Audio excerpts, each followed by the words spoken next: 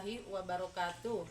Perkenalkan, nama saya Nurdinang dengan nomor induk mahasiswa 211240254. Saya adalah peserta PPG dalam jabatan batch 1 tahun 2025.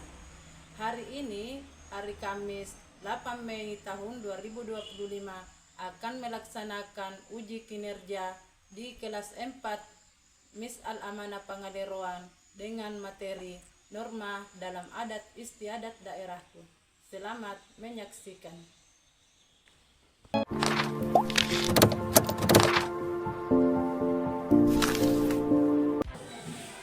Assalamualaikum warahmatullahi wabarakatuh.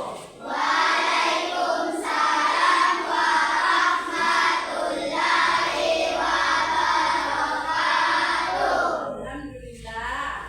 Wah, senangnya Ibu melihat wajah-wajah kalian yang secerah hari ini, secerah